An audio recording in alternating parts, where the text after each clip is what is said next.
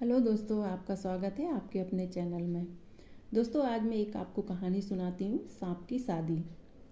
एक छोटे से गांव में एक ब्राह्मण व उसकी पत्नी रहते थे। ब्राह्मण दाम्पत्य के कोई संतान न थी। वे रात दिन संतान प्राप्ति की खातिर ईश्वर को याद किया करते थे। यज्ञ, तप, व्रत सभी कुछ उन लोग कर चुके थे।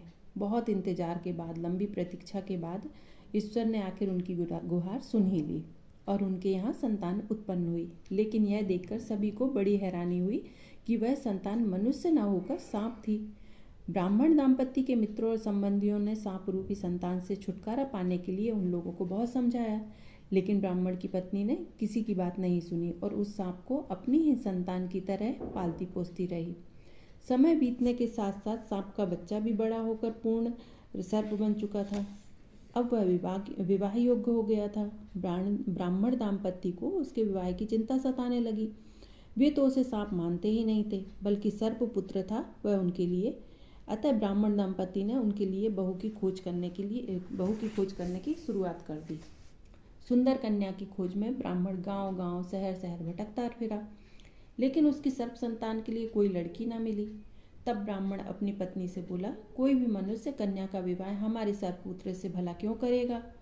लेकिन उसकी पत्नी अपने सर्पपुत्र के लिए योग्य कन्या की जिद पर बैठी हुई थी। जब ब्राह्मण को सभी ओर से निराशा हाथ लगी तो वह अपने एक पुराने मित्र के पास गया और उसने अपनी सारी समस्याएं उसको बताई।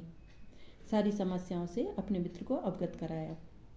तब उसका मित्र बोला, अरे बस इतनी सी बात है, मुझे पहले क्यों नहीं बताया तुमने। मैं तो स्वयं अपनी लड़की के लिए योग्य वर की तलाश में हूँ। मैं तुम्हारे सरपुत्र के साथ अपनी कन्या का विवाह करने को तैयार हूँ। मित्र की बात सुन ब्राह्मण को अपने कानों पर विश्वास न हुआ। घरों में विरोध के बाद भी उनका विवाह संपन्न हो गया।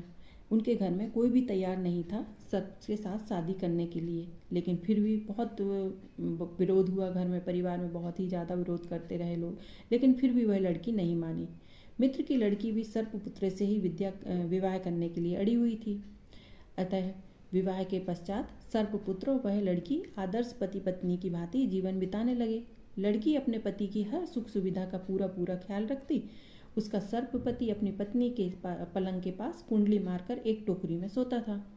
एक रात सर्प टोकरी में से निकलकर कमरे में रेंगने लगा। कुछ ही क्षण बाद कमरे में एक युवक प्रकट हुआ। उसने लड़की को सोते से उठाया। उस अनजान युवक को अपने कमरे में देखकर लड़की चिल्लाने लगी। युवक ने उससे कहा, मूर्खता मत करो, मैं तुम्हारा पति हूँ। लड़की को उसकी बात पर विश्वास न हुआ।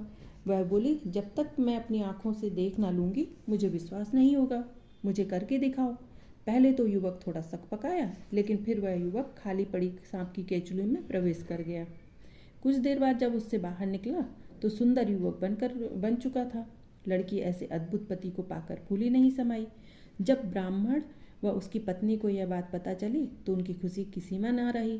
एक रात ब्राह्मण अपने सर्पपुत्र पर निगाह रखे था।